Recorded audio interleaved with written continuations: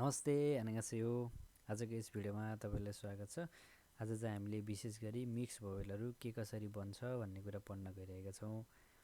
आज चाहिँ हामीले मिक्स भोवेल अन्तर्गत ए कसरी बन्यो, ये कसरी बन्यो अनि यो कसरी बन्यो है त। ये लगायत यी सबै कसरी बने भन्ने कुरा आजको भिडियोमा हामीले स्पष्ट रूपमा पढ्ने छौं। यो चाहिँ अघिल्लो भिडियोको पार्ट 2 हो है त। अघिल्लो भिडियोमा हामीले के पढेका थियौं भन्दा सर हेर्न जाउँ। अघिल्लो भिडियोमा हामीले कोरियन वर्णमाला भन्न पढेका थियौं।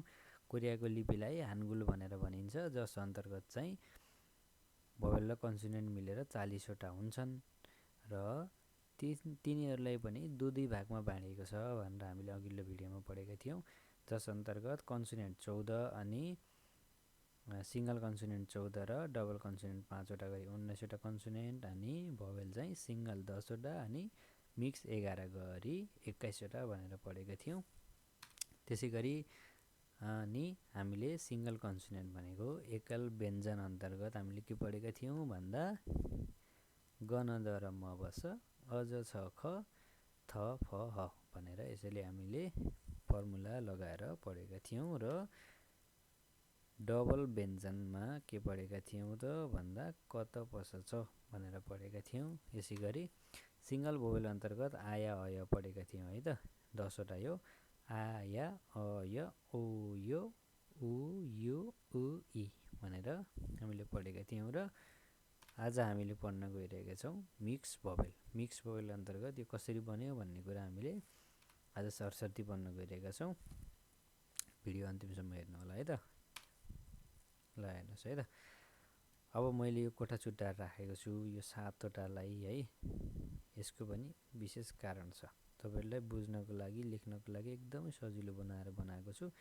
ध्यान दिएर हेर्नु होला है। हामीले मिक्स भोवेल अन्तर्गत कसरी बन्न गइरहेको छ त ए कसरी बन्यो, ये कसरी बन्यो अनि यो ए कसरी बन्यो अनि यो ये कसरी बन्यो भन्ने कुरा हामीले यहाँबाट सिक्ने छौं। अब यहाँ हेर्नुस् है त।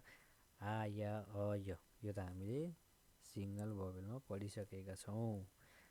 आ या अ य ओ यो उ यु भनेर हामीले सबै पढिसकेका छौं। हेर्नुस् है त। अब त्यसमध्ये पनि आ या अ य ओ उ र उ लाई एक छेउमा राखौं अनि त्यसमा सबैमा इ थप्दै जाउँ। त्यो थप्दै गइसकेपछि हेर्नुस् त सबैमा इ लागेको छ। यो 7 वटा हेर्नुस् है त। 1 2 3 4 5 6 7 वटामा के लगाएको छ त भन्दा इ लगाएको छ। अनि यो यसरी बन्यो। अनि यसलाई मैले किन छुट्टै राखेको भने तपाईहरुलाई बुझ्नको लागि सजिलो हुन्छ भनेर। हेर्नुस् त। आ प्लस इ मिलेर के बन्यो ए बन्यो। या प्लस इ मिलेर के बन्यो ये बन्यो। अ प्लस इ मिलेर के बन्यो ए बन्यो। य प्लस इ मिलेर ये बन्यो। ओ प्लस इ मिलेर वे, उ प्लस इ मिलेर वी अनि उ प्लस इ मिलेर उइ बन्यो। यो 7 वटा छुट्टै भयो है। अनि अब बच्यो कतिवटा 4 वटा। हाम्रो त मिक्स भोवेल त 11 वटा हो। त्यसमध्ये 7 वटा सकिसक्यो। अब 4 वटा 4 वटालाई के गर्ने त भन्दा 2 वटा तल फर्केको छ, 2 वटा माथि फर्केको छ है त। उ ओ ओ भनेर यसरी सम्झिने। 2 वटा तल 2 वटा माथि अनि तल फर्केकोमा दुईटामा अ लगाउने अनि माथि फर्केकोमा आ लगाउने। हेर्नुस् त कति सजिलो। तल फर्केकोमा अ लगाउने, माथि फर्केकोमा आ लगाउने है। अनि ल हेर्नुस् यो दुईटालाई एक ठाउँमा राख्नु, यो दुईटालाई एक ठाउँमा भयो। त्यसमध्ये जुनमा लगाउन मन लाग्यो भने एक एक वटामा इ थप्दिने। एक एक वटामा इ थप्दिने। हेर्नुस् त। तल फर्केको माथि फर्केको हेर्ने अनि तल फर्केकोमा अ लगाउने, माथि फर्केकोमा आ लगाउने अनि एक एक वटामा इ थप्दिने। अनि के बन्यो त भन्दा उ प्लस ओ, उ plus a plus e way, O plus आ भनेर वा बन्यो अनि ओ प्लस आ प्लस इ मिलेर वे बन्यो। यसरी चाहिँ यसको बनावट यस्तो किसिमले बनेको हुन्छ है। अब हामी यसबाट बनेका शब्दहरु हेर्न जाउँ। अब हामीले सुरुमा ए बाट सुरु गरौँ है। ए बाट ग प्लस ए गे भयो। गे भनेको के त कुकुर अथवा ओटा भनेको के चिजबिजहरू भन्दा ओटा लगाइन्छ। यो त हामीले पछि पढ्ने नै छौँ। यो पनि हामीले सुरुमा आउँदा के पढ्ने, बीचमा आउँदा के पढ्ने र तल आउँदा के पढ्ने भनेर यो उच्चारण विधिमा पछि पढ्नेछौँ। अहिले सजिलोकै लागि तपाईँहरूले ग प्लस ए गे भनेर पढ्नुहोस् है त। ग प्लस ए गे कुकुर अथवा ओटा भन्ने कुरा भयो है।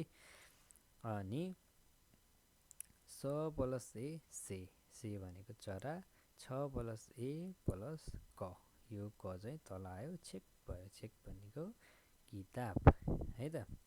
अनि यो एबाट एगी हादा भनेको कुराकानी गर्नु। अनि एमा जाउँ है त।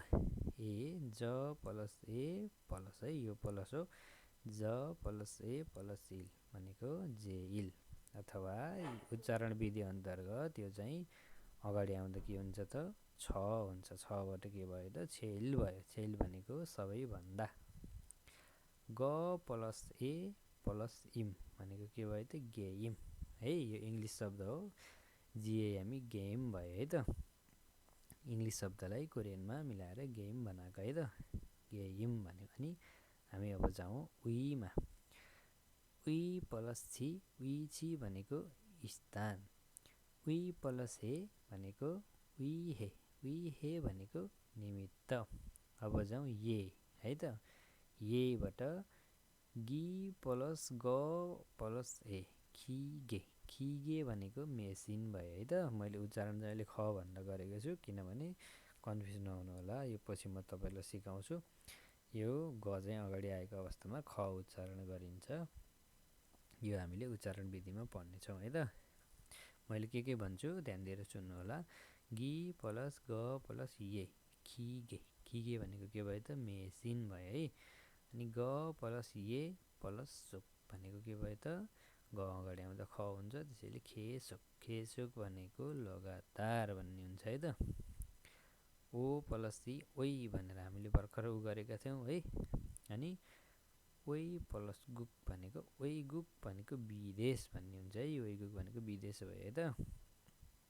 अनि वेन प्लस चोक भनेको के भयो त बायाँतिर। अनि अब जाउँ इमा। उ प्लस इ मिलेर के भयो त इ भने है। उइ प्लस जा इजा भनेको कुर्ची। इ प्लस मी भनेको अर्थ। हामीले कतिवटा पढ्यौँ त 7वटा पढिसक्यौँ। अब हाम्रो बाँकी 4वटा। 4वटा मध्ये उ प्लस अ मिलेर के भन्यो व भन्यो है। वबाट के भयो त वल भनेको महिना, महिनालाई वल भनिन्छ। अनि वन भनेको कोरियन पैसा, नेपालीलाई रुपिज भनिन्छ, त्यस्तै कोरियनलाई के भनिन्छ त वन भनिन्छ। ओ प्लस आ वा भयो है। ओ प्लस आ के भयो त वा भयो, जसमा चाहिँ यहाँ के छ त भन्दा ख्वा प्लस इल ख्वाइल भनेको फलफुल भयो। अनि छ्वा प्लस छ्वासक भनेको सिट भयो है। अनि माथि जाउँ वेमा जाउँ। वेडिङ दुरेसु भनेको बिहेको कपडा, वेडिङ दुरेसु भनेको बिहेको कपडा। अनि खैचाक भनेको काठको बाकस है त। खैचाक भनेको काठको बाकस भयो। ओ प्लस चाहिँ वे भयो। वे चाहिँ आफैमा एउटा शब्द हो। वे भनेको किन भन्ने कुरा हुन्छ है त। अनि थै प्लस जी, थैजी भनेको बङ्गुर। ल यति भइसकेपछि तपाईँले पक्कै पनि सिक्नुभयो होला है यो कसरी बनेको छ भन्ने कुरा। स्क्रिनसट गरेर पनि राख्न सक्नुहुन्छ, नभए बुकमा पनि छ। ल हेर्नुहोस् है त, यो मैले सजिलोको लागि यस्तै तपाईँलाई कोठा बनाएर राखेको छु। हेर्नुहोस् है त, 7वटा छुट्टै अनि 4वटा छुट्टै। आज हामीले के सिक्यौँ त भन्दा मिक्स भवेलहरू कसरी बन्छ भन्ने कुरा सिक्यौँ। अनि यसबाट बनेका शब्दहरू केही उदाहरणको लागि हेऱ्यौँ है त। यसबाट चाहिँ धेरै शब्दहरू बन्छ, मैले केही शब्दहरू मात्रै लिएको छु। अब हामी अर्को भिडियोमा भेट्नेछौँ। हस्त धन्यवाद। तपाईँको पल शुभ रहोस्।